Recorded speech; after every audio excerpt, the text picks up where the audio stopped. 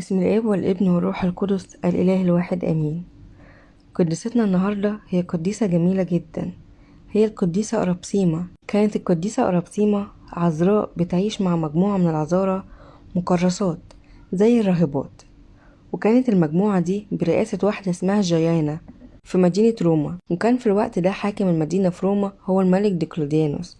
وكان الملك ديكلوديانوس في الوقت ده كان عايز يتجوز، فراح بعت لرسام عالمي عشان يلف روما كلها ويرسم ليه البنات الجميلة جدا علشان يختار منهم واحدة يتجوزها. ومن ضمن الأماكن اللي راح ليها الرسام هو بيت جيانا، وقدر الفنان ان هو يتسلل لبيتها فعلا، وراح رسم معظم البنات الجميلة اللي ممكن ينولوا الشرف بجوازهم من الملك. وكانت من ضمن البنات دي هي القديسة أرابسيما. ولما راح الرسام للملك عرض عليه كل الصور اللي رسمها، فراح وقع اختياره على القديسة أرابسيما، وراح بعت ليها جنود عشان يتقدم ليها، بس هي رفضت.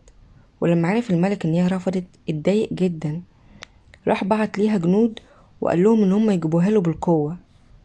وفعلا راحوا الجنود وجابوا القديسة عند الملك، ولما شافها الملك اندهش جدا من شدة جمالها، لأنها في الحقيقة أحلى بكتير من اللي رسمه الرسام. وفضل يغازلها بكلامه ويحاول يلطفها، فراحت انتهرته وزقته جامد جدا. من قوة الزقة بتاعتها راح وقع الملك على الأرض، فراح اتعصب الملك جدا وأمر بحبسها. وفي نفس اليوم بالليل قدرت القديسة انها تهرب وترجع لبيت جيانا مع العذارى تاني. راح بعت الامبراطور ديوكليديانوس للملك تريدياتس وطلب منه ان هو يقتل جيانا، عشان هو حس ان جيانا دي هي اللي بتساند وبتقوي أرابسيما على انها ترفض الملك. وطلب منه انه بعد ما يقتلها يبعت له أرابسيما لغاية عنده. وفعلا بعت الملك المندوب بتاعه وقال له انه يجيبها بكرامة عنده في القصر، بس هي رفضت وفضلت تصلي لربنا ان هم يسيبوها. وفي نفس اللحظة دي هبت عاصفة شديدة جدا ورعد جامد جدا، لدرجة ان الحصينة اتفزعت والجنود اتشتتوا مكانوش عارفين يتصرفوا. وقدرت في الوقت ده انها تهرب جيانا هي وبقية العذارى اللي معاها، وفعلا هربوا وراحوا على اسكندرية.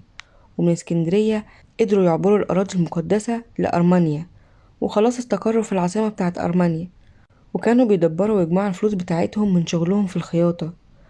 فراح بعت الملك الجنود بتاعته عشان يدوروا عليهم ويقتلوهم.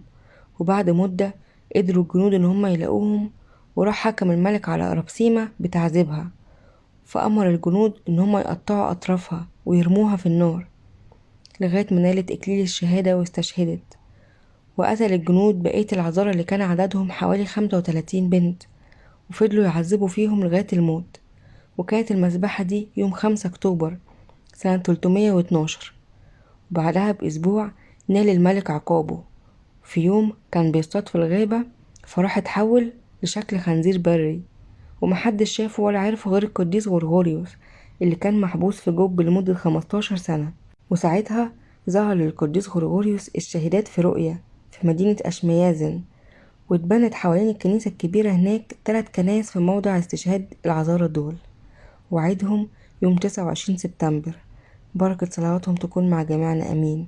لو أول مرة تسمع سيرة القديسة أرابسيما ابعتها لكل الناس، خليهم ياخدوا بركة.